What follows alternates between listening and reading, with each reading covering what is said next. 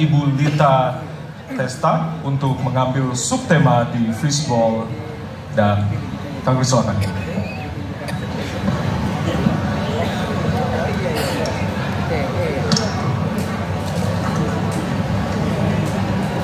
Sesi kedua dalam debat Perdana Capres RI terkait dengan, dan untuk temanya adalah pemberantasan korupsi.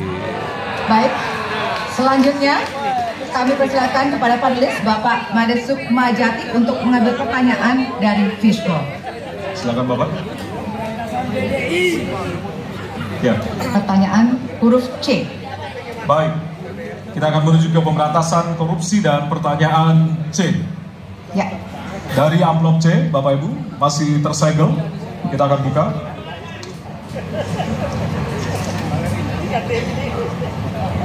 Pertanyaan untuk subtema pemberantasan korupsi.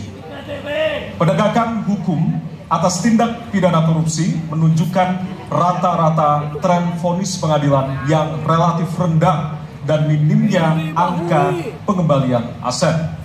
Pertanyaan, apa terobosan yang akan Anda lakukan untuk menimbulkan efek jera bagi pelaku korupsi sekaligus menyelamatkan aset negara yang dikorupsi? Waktu Anda 2 menit Bapak, dimulai dari sekarang. Terima kasih. Yang pertama dari si penegakan hukumnya dulu. Maka kalau saya mulai dari sini, maka yang mesti dilakukan adalah pemiskinan. Yang kedua, perampasan aset. Maka segera kita bereskan undang-undang perampasan aset, dan untuk pejabat yang korupsi bawa ke Nusa Kambangan agar bisa punya efek jera bahwa ini tidak main-main. Namun yang perlu diberikan adalah contoh dari seorang pemimpin bahwa dia hidup sederhana, dia tidak bermewah-mewah, dia mengajarkan bagaimana integritas itu dibangun. Untuk para pejabat ada 2 yang penting sekali. 1, biarkan mereka berkembang dengan meritokrasi yang baik sehingga pada saat menduduki jabatan tidak ada lagi jual beli jabatan. Yang kedua, jangan biarkan mereka store pada pemimpinnya. Kalau ini terjadi, kerunyaman itu akan muncul. Data ICW menunjukkan sekitar 230-an triliun dalam 10 tahun terakhir kerugian negara itu terjadi. Dan ini ekuivalen kalau bisa kita pakai untuk membuat puskesmas kira-kira 27.000. Terbayangkan oleh kita, edukasi itu mesti kita tunjukkan dengan sekali lagi teladan dari seorang pemimpin, dan pemimpin tidak boleh ragu untuk memutuskan itu. Terima kasih. Ada waktu Bapak, akan tambahkan. Cukup? Baik. Cukup? Baik. Harap tenang. Terima kasih. Kami persilakan kepada calon presiden nomor urut 1 untuk menanggapi jawaban calon presiden nomor urut 3. Waktunya 1 menit, dimulai dari sekarang. Koruptor dijeratkan dengan undang-undang perampasan aset disahkan dan hukumannya mengikuti pemiskinan. 1. Yang kedua, yang tidak kalah penting, undang-undang KPK harus direvisi sehingga KPK menjadi lembaga yang kuat kembali.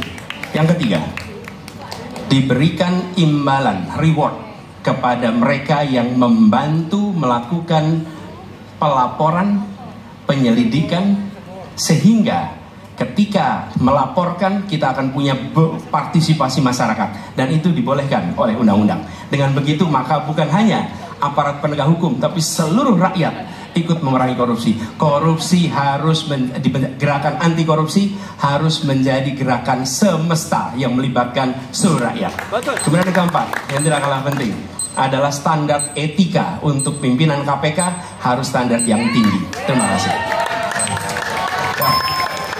Dan selanjutnya kami silakan kepada calon presiden nomor urut 2 untuk menanggapi jawaban dari calon presiden nomor urut 3. Waktu Bapak 1 menit, dimulai dari sekarang.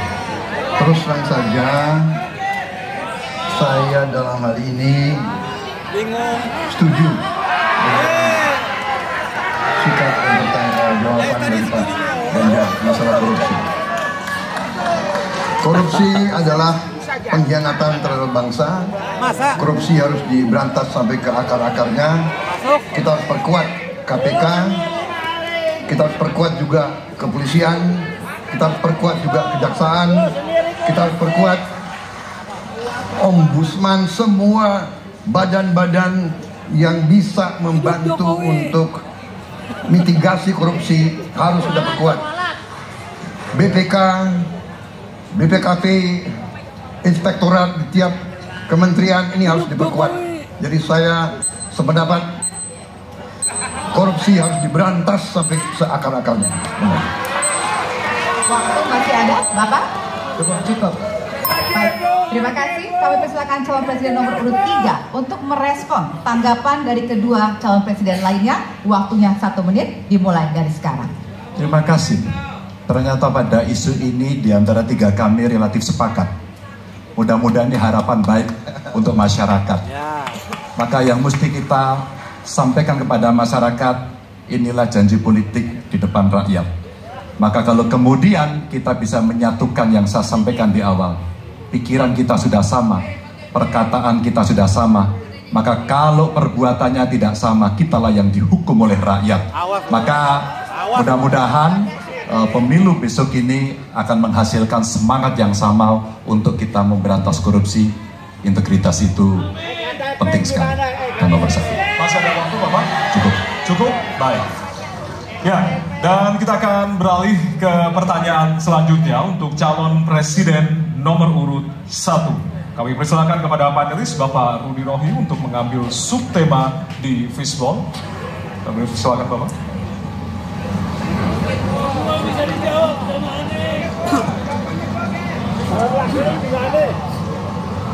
Diperlihatkan kepada kami semua, Bapak. Apa? Baik, temanya adalah penguatan demokrasi. Baik. Baik, selanjutnya kepada panelis Ibu Susi Dwi Haryanti untuk mengambil pertanyaan dari fishball. Hurufnya adalah A. Penguatan demokrasi dengan amplop A. Baik. Masih tersegel Bapak Ibu? Kita akan langsung buka.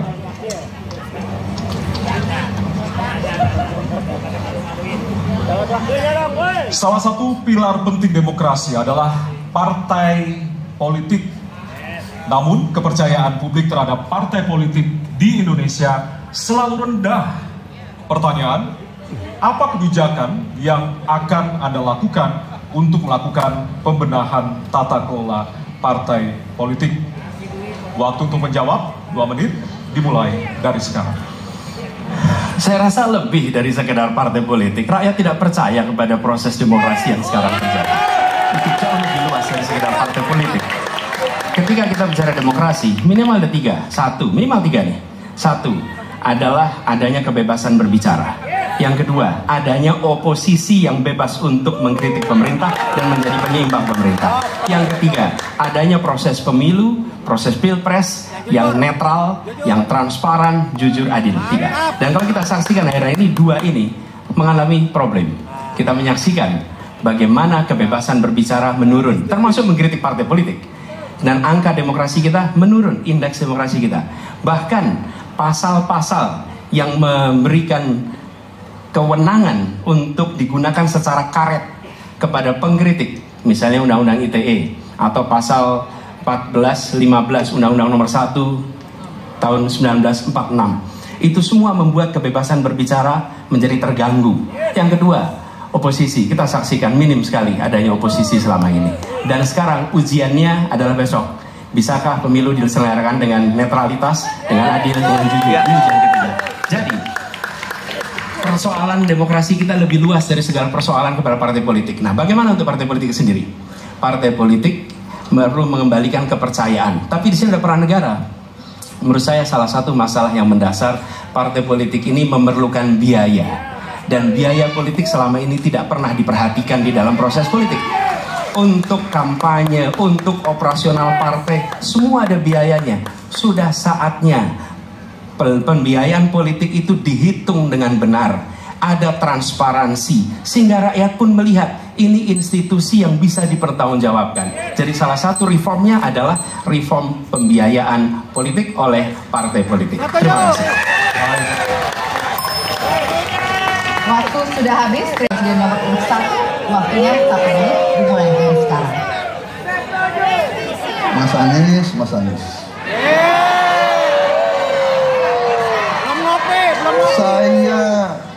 Saya berpendapat Mas Anies ini agak berlebihan. Mas Anies mengeluh tentang demokrasi ini dan itu dan ini. Mas Anies dipilih jadi gubernur DKI menghadapi pemerintah yang berkuasa. Saya yang mengusung Bapak.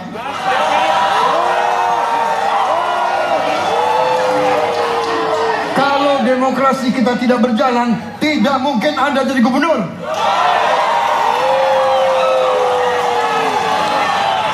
Kalau Jokowi diktator, Anda tidak mungkin jadi gubernur. Saya waktu itu oposisi, Mas Anies. Anda ke rumah saya, kita oposisi, Anda terpilih. Waktu habis, Bapak. Harap tenang. Baik, para pendukung, kami mohon untuk tenang, para pendukung. Para pendukung, Baik. harap tenang. Kita akan lanjutkan dialog kita. Harap tenang. Hadirin, harap tenang. Kami sampaikan kembali. Hadirin, harap tenang. Apabila tidak tenang, maka debat tidak dapat dilanjutkan. Ya, kami mohon kerjasamanya kepada para hadirin yang berada di halaman gedung KPU untuk bisa menaati aturan yang telah kita sepakati bersama. Ya. Baik, selanjutnya kepada calon presiden nomor urut 3, kami silakan untuk menanggapi jawaban calon presiden nomor urut 1. Waktunya 1 menit dari sekarang. Saya jadi tidak enak ini Mbak hari ini. Mohon maaf, saya tidak enak karena dua kawan saya sedang nagih janji dan membuka buku lama. Tapi percayalah begini, yang pertama tidak ada demokrasi tanpa partai politik. Tidak ada, suka tidak suka, mau tidak mau. Dan fungsi partai politik itu adalah agregasi, sumber rekrutmen kader, pendidikan politik. Kebetulan saya pernah menjadi ketua pansus undang-undang partai politik. Maka pada saat perdebatan penguatan dari sisi anggaran, penguatan dari sisi partisipasi masyarakat mesti dilakukan, saat itu tidak terlalu banyak yang setuju. Maka Mas Anies, soal oposisi tidak oposisi, soal kepentingan saja kok. Kapan kita bertemu, kapan kita tidak bertemu, dan kemudian kita akan bersikap pada posisi masing-masing. Tapi yang penting, pendidikan politik kepada masyarakat itulah yang menjadi PR besar dari partai politik agar cepat dewasa. Oke, waktu Anda habis, Bapak. Ya, dan kita akan lanjutkan. Baik, kita akan lanjutkan debatnya, Bapak Ibu. Kita akan lanjutkan ke pertanyaan selanjutnya untuk calon presiden nomor urut 1. Ya. Untuk merespon tanggapan dari 2 calon presiden lainnya, waktunya 1 menit dari sekarang. Terima kasih. Ketika kita menghadapi sebuah proses demokrasi, di situ ada pemerintah dan ada oposisi. Dua-duanya sama terhormat.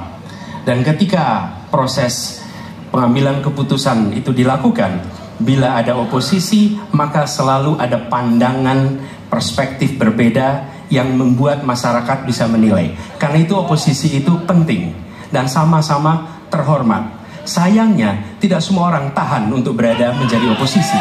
Okay?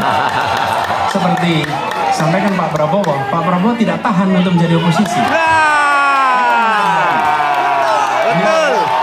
Beliau sendiri menyampaikan bahwa tidak berada dalam kekuasaan membuat tidak bisa berbisnis, tidak bisa berusaha.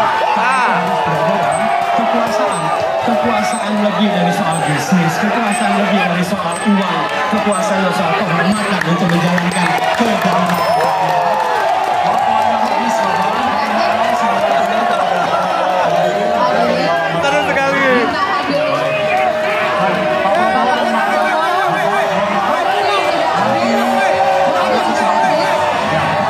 Terus sekali.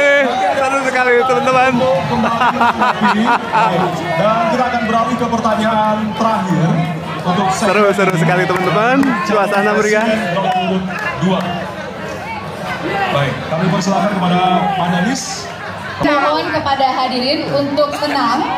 untuk menjaga kelancaran debat. Silakan Bapak dipersilakan kepada moderator diperlihatkan. Subtema hukum. Baik. Selanjutnya kami persilakan Meriah kepada sekali, panelis teman-teman. Bapak Wawan Masfud Sesi untuk kedua dari mengambil debat pertanyaan capres dari di Fishball. Persilakan Bapak. debat perdana, terutama di momen sanggahan ya teman-teman dan balasan atas Baik. sanggahan tersebut. Amplop A. Amplop A, silakan. Ya, masih tersegel, kita akan buka.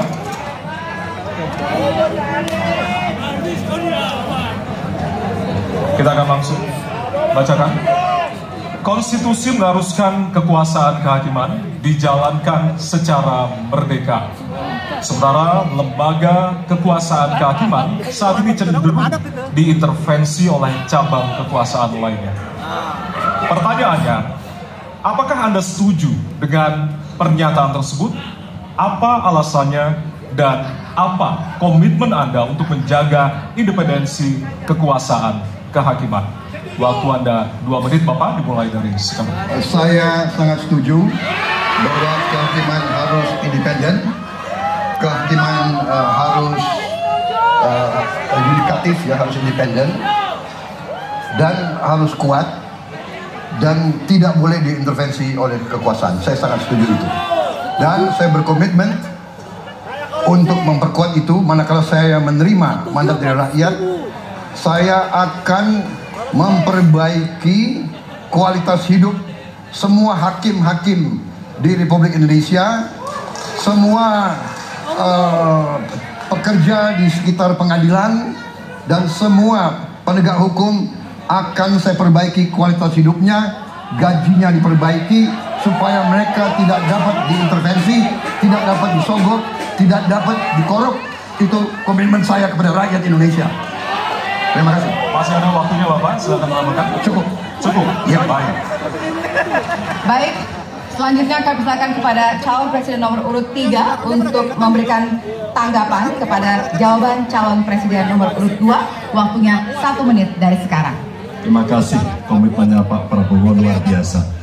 Tapi dalam konteks kekinian, saya terpaksa, ini mohon maaf Pak, ini terpaksa sekali saya harus bertanya, apa komentar Pak Prabowo terhadap putusan MK yang melahirkan MK?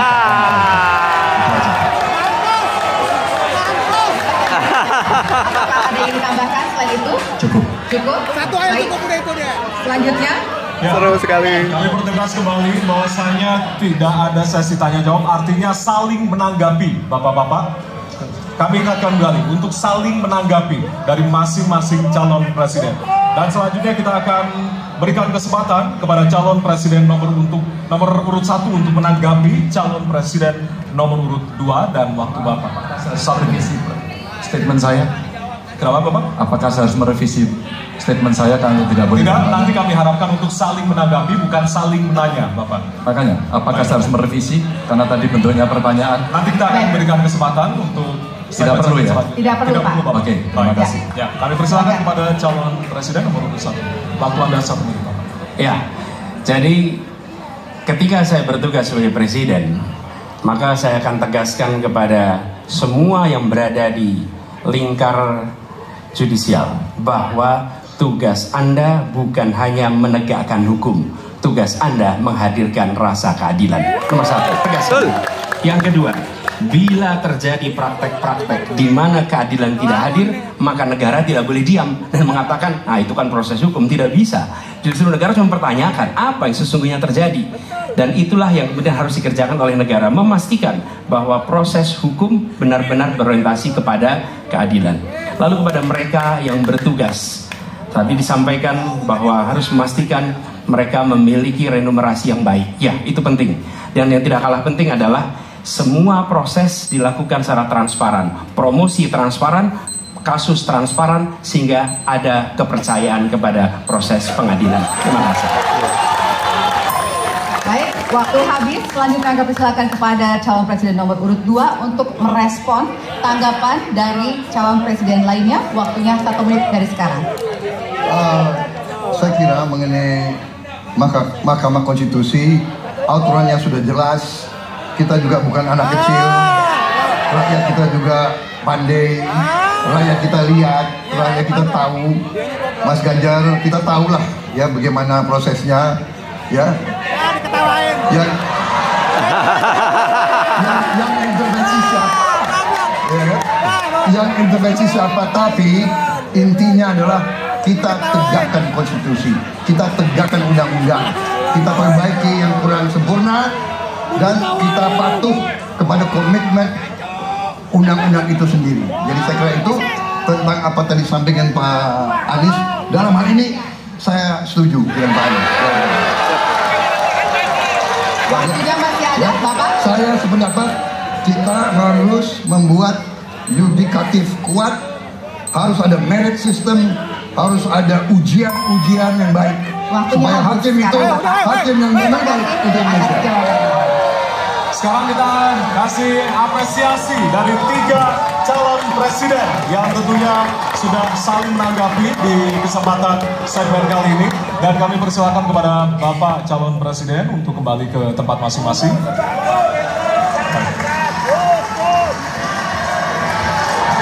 Kepada para pendukung, harap tenang. Ya.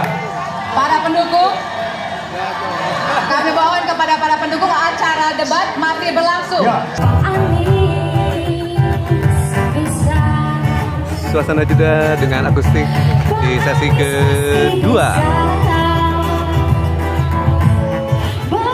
Dan sesi berikutnya adalah tanya jawab antar paslon. Kita akan menunggu setelah jeda usai ya.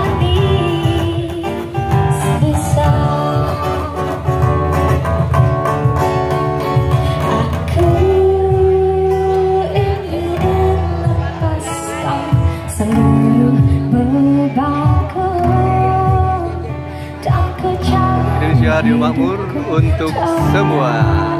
Amin. Anies Baswedan, Muhaimin Iskandar, paslon nomor 1.